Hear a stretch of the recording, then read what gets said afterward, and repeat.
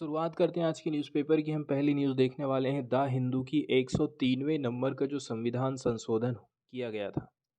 इसके ऊपर supreme court में सुनवाई चल रही थी। सुनवाई थी पार्टिकुलरली ईडब्ल्यूएस कोटा में रिजर्वेशन से संबंधित। मतलब कि जनरल कैटेगरी वालों को जो 10% का आरक्षण दिया जाता है, इसको लेकर के, इसकी वैलिडिटी को लेकर के सुप्रीम कोर्ट में सुनवाई चल रही थी। सरकार के द्वारा जनरल कैटेगरी को रिजर्वेशन देने के लिए 2019 में एक कानून लाया गया था। इसमें सरकार ने 103वें नंबर का संविधान संशोधन करी थी 2019 में। देखिए, अभी तक देखा जाए तो किनको किनको आरक्षण मिलता था। एससी, एसटी और ओबीसी, तीन कैटेगरी को आरक्षण पहले मिलता था। अब सरकार ने 103वें नंबर का संविधान संशोधन कर दी। इसके अंतर्गत उसने कहा कि हम जनरल कैटेगरी वाले को भी रिजर्वेशन देंगे, वो भी 10%। लेकिन यहाँ पर दिक्कत वाली बात यह हो गई है कि सरकार ने केवल गरीबी के आधार पर 10% का रिजर्वेशन दिया था। केवल और केवल 10% गरीबी के आधार पर। तो जब आप गरीबी को आधार लेकर के चल रहे हैं तो फिर आप एससी में भी गरीब लोगों को आरक्षण दो, एसटी में भी गरीब लोगों को आरक्षण दो और ओबीसी में भी गरीब लोगों को आप आरक्षण दीजिए। इस हिसाब से यहाँ पर संविधान का डिस्क्रिमिनेशन यहाँ पर हो रहा था। पहले नंबर की बात तो ये थी, इसकी सुनवाई हो रही थी। दूसरे नंबर की बात आती है 50% का रिजर्वेशन। कहीं पर भर्ती निकली है, 100 पोस्ट है तो 100 में 50 सीटें ही रिजर्व हो सकती। 50% से आप रिजर्वेशन को ऊपर नहीं कर सकते हैं। तो अभी हाल ही में जो संविधान संशोधन किया गया था 103वें नंबर का, तो सुप्रीम कोर्ट में जब सुनवाई चल रही थी तो उसमें ये कहा गया था कि ये जो 50% वाली सीमा है इसको भी लांघता नहीं है, इसलिए ये सही है। और दूसरे नंबर की बात ये है, यदि हम आर्थिक स्थिति के हरा आर्थिक खराब स्थिति के हिसाब से यदि किसी को रिजर्वेशन दे रहे हैं तो वो संविधान के बेसिक स्ट्रक्चर को चेंज नहीं करता है। यहाँ पर पांच पांच जज बैठे हुए थे, जिनमें तीन ने तो सरकार के पक्ष में अपना मत प्रस्तुत किया है कि नहीं, इसको जो है कंटिन्यू रखेंगे। दो जज ऐसे थे जिन्होंने अपने विपक्ष में वोट डाला था या विपक्ष में मत दिया था। उनका कहना है कि यदि आप आरक्षण दे रहे हो अच्छी बात है, लेकिन यदि आप इसमें एससी, एसटी और ओबीसी को छोड़ दे रहे हो, उधर के जो गरीब लोग हैं उनको यदि आप छोड़ दे रहे हो तो वो संविधान का उल्लंघन करता है। गवर्नमेंट की तरफ से 103वें नंबर का कॉन्स्टिट्यूशनल अमेंडमेंट 2019 में किया गया था। इसमें आर्टिकल 15 को मॉडिफाई किया गया एंड अलाउ किया गया कि गवर्नमेंट प्रोवाइड कर सकती है for the progress of economically weaker section. इसमें कहा जाता है कि सरकार जो गरीब तबके के लोग हैं उनकी प्रोग्रेस के लिए कदम उठा सकती है। इसमें जो है आर्टिकल 16 को भी अमेंड किया गया था, संशोधित किया गया था, ताकि फैसिलेट किया जा सके reservation of economically weaker section up to 10% of all post. जितनी भी पोस्ट है सब पोस्ट में 10% का रिजर्वेशन देंगे। इसके अलावा बताया जा रहा है ये जो रिजर्वेशन है एडिशनल है। एडिशनल माना जाता है, एग्जिस्टिंग जो कैप रखी है सरकार ने 50% की, एससी, एसटी, ओबीसी, दस resulting in about 60% total reservation. अब यहाँ पर दिक्कत यही हो गई थी कि ये जो है 50% में 10% का इनने अलग से रिजर्वेशन दे दिया। मतलब टोटल जो रिजर्वेशन हो गया था किस प्रकार 60% हो गया, जबकि 60% होना नहीं चाहिए। ये जो संविधान संशोधन किया गया था इंडियन कॉन्स्टिट्यूशन पे, इसके माध्यम से ज़्यादा सीटें हायर एजुकेशनल इंस्टीट्यूशन में, जैसे कि मेडिकल कॉलेज में, आईआईएम, आईआईटीज, एनआईटीज, यहाँ पर भी ज़्यादा से ज़्यादा पोस्टें और निकलने वाली हैं। Reservation is provided under the 103 constitutional amendment bill irrespective of religion and caste. ये जो संशोधन किया गया है, किन किन को इसमें फ़ायदा मिलने वाला है इसको आप देख लीजिए। ऐसे व्यक्ति जिसकी फैमिली इनकम है 8 लाख रुपए से कम सालाना, ठीक है, 8 लाख सालाना से इनकम कम होना चाहिए, या फिर खुद का एग्रीकल्चर लैंड होना चाहिए 5 एकड़ से कम का, तो इनको रिजर्वेशन का फ़ायदा मिलेगा। ऐसे व्यक्ति जो किसी रिजर्वेशन का फ़ायदा ले रहे हैं उनको ये फ़ायदा मिलेगा। Those owning a house above 1000 square feet और प्लॉट ऑफ 100 यार्ड, जिसके पास 1000 स्क्वायर फीट का हाउस है, 1000 स्क्वायर फीट में जिसने घर बना लिया उसको रिजर्वेशन हम नहीं देंगे।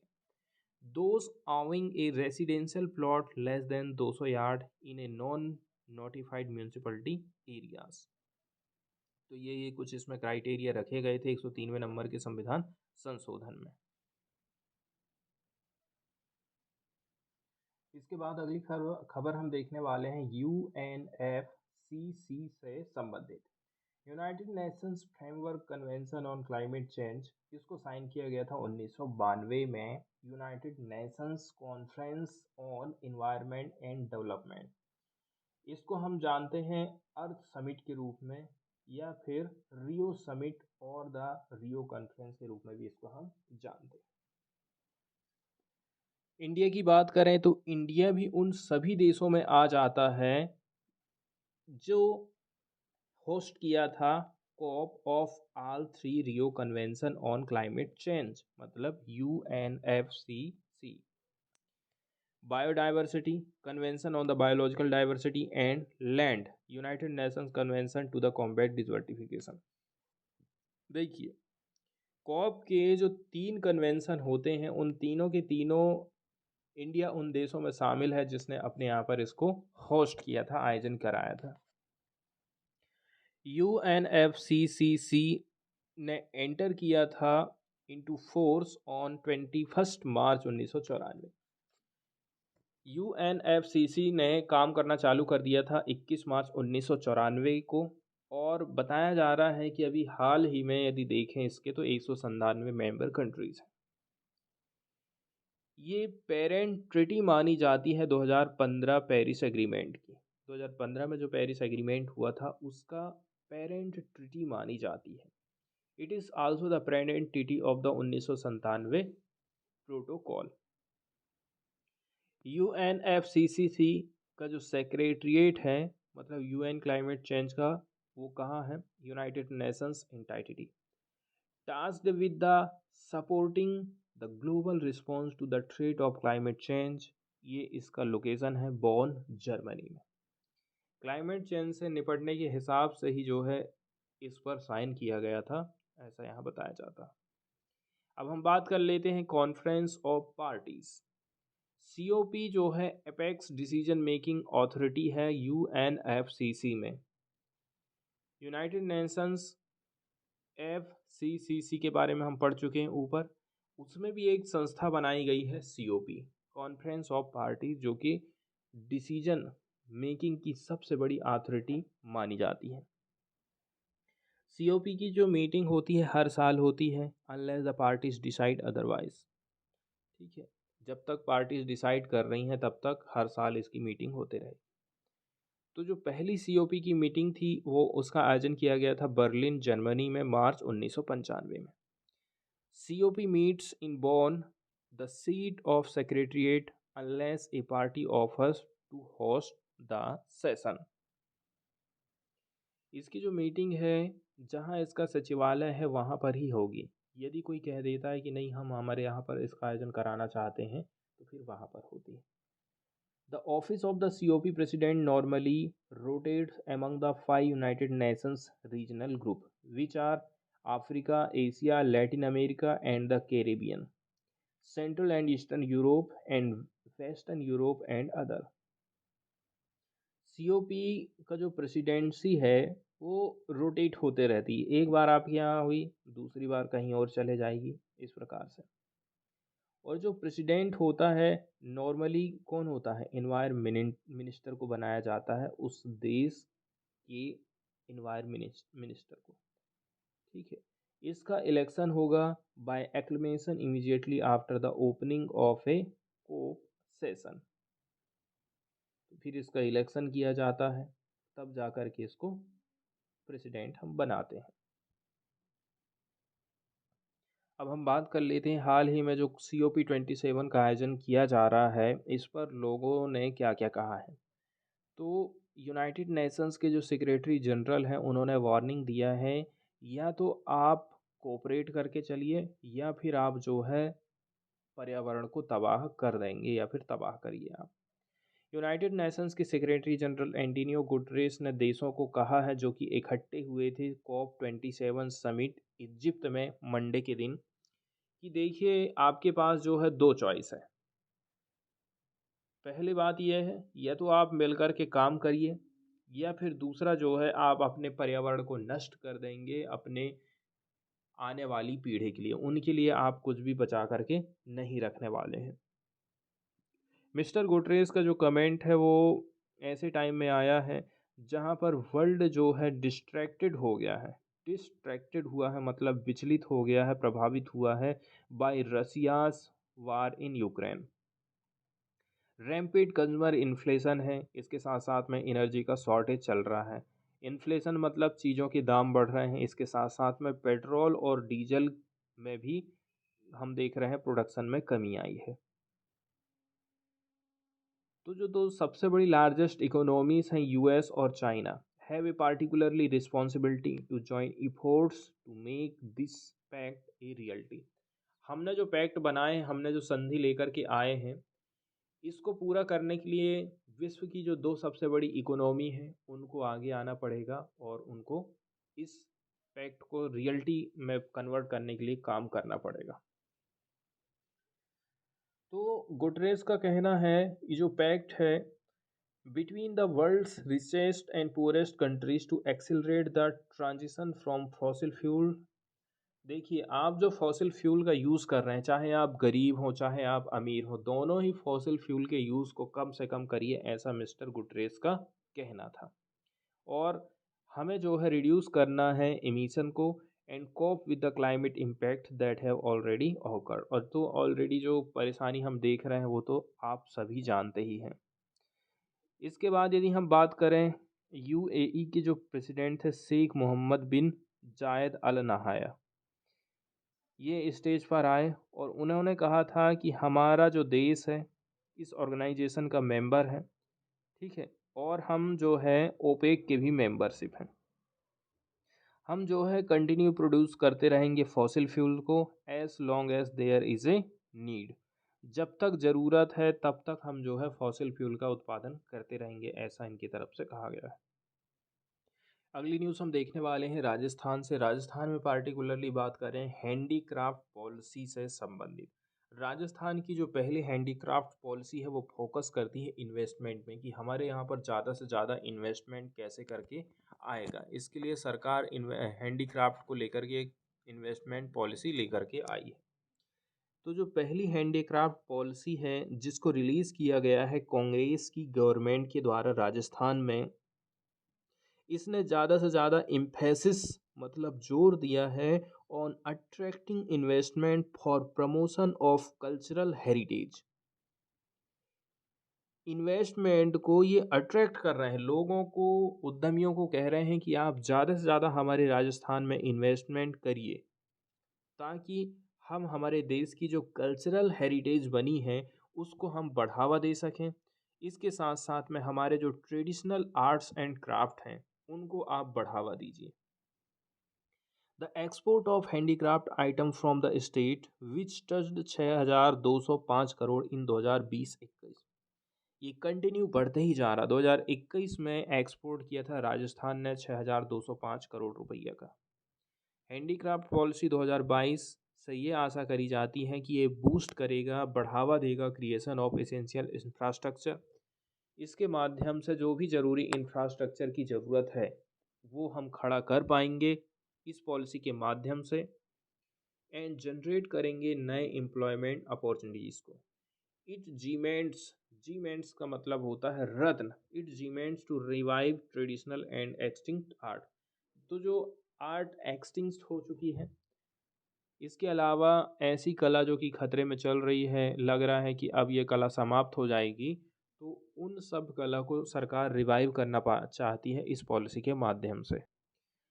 इसके बाद वाली न्यूज़ हम देखने वाले हैं नीलांकुरझी फूल से संबंधित। ठीक है, ये जो पिक्चर आप देख रहे हैं नीलांकुरझी या फिर कुरिंजी, दक्षिण भारत के पश्चिमी घाट के जो ऊंचे ऊंचे स्थान हैं, घास के मैदानों में बहुत ज़्यादा उगने वाला ये पौधा होता है। नीलगिरी पर्वत को अपना नाम इन्हीं नीले कुरंजी के पुष्पों से आच्छादित होने के कारण मिला है। ठीक है, तो बताया जा रहा है 12 वर्षों में एक बार ये फूल देता है। अब न्यूज़ की यदि हम बात करें तो लीलांकुर जी जो फूल हैं मुरझा गए हैं, लेकिन पर्यटकों का आना जाना अभी भी इस पहाड़ी एरिया में लगा हुआ है। इडुक्की में कालीपारा की पहाड़ियाँ, यहाँ पर जो नीलांकुर जी के फूल हैं जिसका नाम है स्ट्रोबिलांथेस कुंथियाना, सूख चुके हैं, लेकिन सुरम्य परिदृश्य में पर्यटकों की आमद अभी भी जारी है। संथानपारा पंचायत के अधिकारियों का कहना है कि नीलंकुर जी अक्टूबर के पहले सप्ताह से कालीपारा पहाड़ियों पर बड़े पैमाने पर खिले थे। ऐसा अनुमान लगाया जा रहा था कि पिछले 30 दिनों में 10 लाख से अधिक लोग पहाड़ियों पर आए थे। हालांकि फूल अब जो है सूख चुके हैं, फिर भी पर्यटकों का कल्लीपारा पहाड़ियों का दौरा अभी भी जारी है। अगली न्यूज़ हम देखने वाले हैं पॉक्सो एक्ट से संबंधित। हाल ही में पॉक्सो एक्ट को और भी ज़्यादा गवर्नमेंट की तरफ से मजबूत बनाया गया था और भी इसमें कड़े से कड़े प्रावधान लाए गए थे। आज के टाइम में देखा जाए तो पॉक्सो एक्ट का भी मिसयूज़ काफ़ी ज़्यादा होने लगा है। किस प्रकार से मिसयूज़ हो रहा है देखिए। दो यूथ हैं जिनकी उम्र अंडर 18 है और वो आपस में रिलेशन बनाते हैं विथ इन और outside marriage, run foul of the stringent provision of the act. Many of them are unaware of the law and end up in prison for a crime they did not know they were committing. लड़का और लड़की की जो उम्र है 18, जैसे लड़का हो गया 18 साल का, लड़की 17 साल की, दोनों के बीच में यदि रिलेशन बन रहा है और दोनों इस नियम कानून के बारे में बिल्कुल कुछ भी नहीं जानते, लेकिन यहाँ पर दिक्कत ये हो जा रही है कि पुलिस उनके ऊपर केस दर्ज कर ले रही है। ठीक है, क्योंकि पॉक्सो एक्ट कहता है, उसने उम्र निर्धारित कर दिया है कि यदि पार्टिकुलर इस एज से कम लड़की के साथ में रिलेशन बनाए जाते हैं तो वो जो है वो भी दुष्कर्म की कैटेगरी या रेप की कैटेगरी में आने वाला है। जैसे कि यहाँ पर एक एग्जांपल दिया जाता है, पार्टिकुलरली आदिवासी लोग किस प्रकार से इस कानून को फेस कर रहे हैं वो यहाँ बताया जाता है। कनान नाम चेंज कर दिया गया है, 19 साल का एक युवा है आदिवासी कम्युनिटी का। गडुलार कमिटी इनकी पड़ती है, नीलगिरी में ये लोग रहते हैं। ठीक है, ये प्यार करता था 17 साल की सुमाथी, इसका भी नाम चेंज कर दिया गया है, ये सेम कमिटी के लोग हैं। इसके बाद all women police for sexually assaulting his girlfriend, all women police ने उनके ऊपर चार्ज लगा दी कि वो उन्होंने अपनी गर्लफ्रेंड का असल्ट किया है, रेप किया है। whom he has been living with for the past year and half, लगभग साल 1.5 साल से दोनों साथ में रहे थे और इसके बाद आरोप लगाया जा रहा है कि उसने जो है दुष्कर्म किया है लड़की के साथ। तो ये जो लड़का है आदिवासी बैकग्राउंड से आता है और ऐसे आदिवासी बैकग्राउंड जो कि दूर दराज वाले एरिया में रहते हैं, ठीक है, ज़्यादा सुख सुविधाएं उनके पास रहती नहीं हैं। उन्होंने ये क्लेमिंग किया है he was not aware of the loss, उसने कहा था कि मुझे ये सब कानून के बारे में बिल्कुल भी जानकारी नहीं थी। Protecting young girls from being unlawfully married off prior to the age of 18, तो इसमें ये कहा गया है 18 साल से भी कम उम्र की लड़की है, सहमति से भी संबंध यदि आप बना रहे हैं तो वो भी रेप की कैटेगरी में आता है। तो ये सब यहाँ पर बताया जाता है कि इतनी सी बात के लिए क्या है, इनको पुलिस को फेस करना पड़ गया। आगे बताया जाता है ये जो नीलगिरी में रहने वाले आदिवासी लोग होते हैं, ज़्यादातर इधर शादियाँ जल्दी हो जाती है, 17 और 18 के बीच में ही इनकी शादी हो जाती है। शादी हो जाती, इसके बाद लड़की प्रेग्नेंट होती है, उसको हॉस्पिटल में एडमिट कराया जाता है और तब जाकर के पता चलता है कि इनकी उम्र क्या थी और फिर इसके बाद उनका पुलिस का केस बन जाता है। इस प्रकार से ये लोग फेस कर रहे हैं। तो to strengthen the case against the youth, the local police also sometimes aggregate the offenses and use terms like repeated sexual assault, when in reality, sexual intercourse between both parties was consensual. अब दोनों के बीच में जो संबंध बनाए गए थे, सहमति से बनाए गए थे, इसके बाद में भी जो है पुलिस क्या है सेक्सुअल असाल्ट की कैटेगरी में डाल देती है इसको। कुल मिलाकर के जो आदिवासी कमेटी है ना, इस एक्ट के मारे परेशान हो गए हैं, यहाँ पर ये बात बताई जाती है। इसके बाद वाली न्यूज़ हम देखने वाले हैं एफसीआरए कानून से संबंधित, जिसको हम फॉरेन कंट्रीब्यूशन रेगुलेशन एक्ट कहते हैं। किसी भी एनजीओ को यदि फॉरेन से पैसा चाहिए, फॉरेन से यदि वो चंदा लेना चाहता है, तो उसको एफसीआरए एक्ट के अंतर्गत रजिस्ट्रेशन कराना पड़ेगा, अनिवार्य है। और ये सरकार के ऊपर है, वो उनके लाइसेंस को रद्द भी कर सकती है। कुल मिलाकर के एनजीओ जो होते हैं, सरकार को ऐसा लगता है कि एनजीओ के चलते चलते हमारी इमेज खराब हो सकती है, सरकार की एनजीओ पोल खोल सकते हैं, सरकार की जो सच्चाई है जनता के सामने ला सकते हैं। ऐसा आरोप लगाया जाता है गवर्नमेंट के ऊपर कि गवर्नमेंट ऐसा ऐसा कर रही है, इसलिए एनजीओ को अपनी एकदम मुट्ठी में ही रखना चाहती है।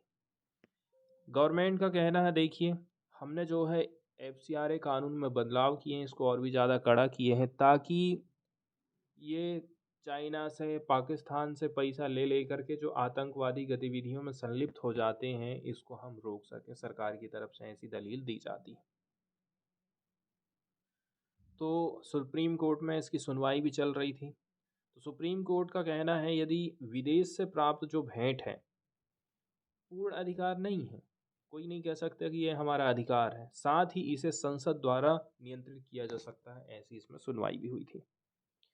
तो 2020 में सरकार ने एफसीआरए कानून में संशोधन किया, जिसने एनजीओ, व्यक्ति और अन्य संगठनों को विदेश से योगदान किए गए धन को प्राप्त करने या उपयोग करने पर नए नए प्रतिबंध इसमें लगा दिए गए थे। इसके अलावा इसमें कुछ ये भी प्रतिबंध लगाए गए थे कि आप कितना हिस्सा अपनी कमाई का खर्च कर सकते हैं अपने ऊपर में। जैसे कि आपके जो ऑफिसर्स हैं या फिर आपके यहाँ जो काम करने वाले लोग हैं, उनको कितनी आप सैलरी देंगे, क्या उनको आप गाड़ी दे रहे हैं आने जाने के लिए, क्या आप उनको फ्लैट दे रहे हैं। तो ये सारी जो खर्चे हैं, इनमें कटौती करने के लिए सरकार की तरफ से इसमें कैप लगाया गया था। कैप था 50%। तो जो पहले का कानून चलता था, उसमें ऐसा था कि यदि 100 रुपये इनकम है तो उसमें 50% का हिस्सा आप अपने लिए कर सकते हैं। नया जो कानून आया उसका कहना है कि मात्र आप 20% हिस्सा ही अपना खर्चा चलाने के लिए यूज़ करेंगे, बाकी का पैसा आपको अपने हिसाब से जो भी आप स्थापित किए हैं एनजीओ को, उस काम में आपको लगाना पड़ेगा। इसके अलावा एक और इसमें प्रावधान किया गया था कि आपको दिल्ली में जो एसबीआई का बैंक है, वहीं पर आपका अकाउंट होना चाहिए और उसी में ही आपको पैसा अपने खाते में ट्रांसफ़र कराना पड़ेगा। इसके साथ साथ में आधार कार्ड में अनिवार्यता कर दिया था कि आपको आधार कार्ड सबमिट करना अनिवार्य होगा। तो इस प्रकार से एफसीआरए कानून में बहुत सारे संशोधन केंद्र सरकार की तरफ से किए गए थे। न्यूज़ की बात करें तो न्यूज़ में बताया जा रहा है एफसीआरए में सरकार की तरफ से संशोधन किया गया था, ताकि जो एनजीओ अनप्रोडक्टिव स्पेंडिंग कर रहे थे उसको हम रोक सकें, ऐसा सरकार की तरफ से तर्क दिया जाता है। तो फॉरेन कंट्रीब्यूशन रेगुलेशन एक्ट, इसमें संशोधन किया गया था 2020 में, ताकि डिस्करेज किया जा सके एक्सपेंडिचर जो खर्च किया जा रहा है एनजीओ के द्वारा, उसको कम किया जा सके। और वो खर्चा कहाँ पर होता था, अनप्रोडक्टिव आइटम, जैसे कि इन्फ्लेटेड स्टाफ सैलरीज। आप जो है स्टाफ को जो सैलरी दे रहे हैं, ऐसा नहीं है कि बहुत ज़्यादा पैसा सैलरी में ही खर्च करने लग जाएं। लग्जरी व्हीकल के ऊपर एनजीओ पैसा खर्च करते थे, उसको रोकने के लिए जो है यूनियन होम मिनिस्ट्री का कहना है, अपनी एक एनुअल रिपोर्ट में हमने ये कदम उठाए थे कि आप मात्र 20% ही अपने स्टाफ में या फिर जहाँ भी आप खर्च करना चाह रहे हैं उसमें मात्र 20% हिस्सा ही खर्च कर पाएंगे। मिनिस्ट्री का कहना है फॉरेन कंट्रीब्यूशन रेगुलेशन बिल 2020 को पास किया गया था पार्लियामेंट के द्वारा सितंबर 2020 में, और इसका नोटिफिकेशन जारी किया गया था 28 सितंबर को उसी साल। ये जो अमेंडमेंट किए गए थे, इससे काफ़ी हेल्प मिलने वाला है कि हम मॉनिटर कर पाएंगे रिसीप्ट को, पैसा कितना आ रहा है, कहाँ से आ रहा है, कहाँ जा रहा है, ये सारी चीज़ें हमें पता चल पाएंगी। एंड इसका यूटिलाइजेशन कहाँ कहाँ हो रहा है, इसका भी हमें पता चल पाएगा, ऐसा सरकार का कहना है। इसमें कुछ प्रोविज़न किए गए हैं, जैसे कि आधार कार्ड का, तो ये काफ़ी की फंक्शनरीज मानी जाती है एनजीओ के लिए। Receipt of foreign contribution only through designated FCRA bank accounts with the SBI, a complete ban on domestic transfer of foreign fund. कुछ प्रावधान किए गए हैं, जैसे कि पैसा आपको हमेशा एसबीआई में ही लेना पड़ेगा। आपका जो लेन-देन है एसबीआई दिल्ली की जो मेन ब्रांच है वहीं पर करना पड़ेगा। इसके अलावा इसमें कंप्लीट बैन लगाया गया है डोमेस्टिक ट्रांसफ़र आप नहीं कर सकते हैं फॉरेन फंड्स का। एंड रिडक्शन कर दिया गया है एडमिनिस्ट्रेटिव एक्सपेंस में। पहले 50% था, आज के टाइम में 20% खर्चा ही आप कर सकते हैं।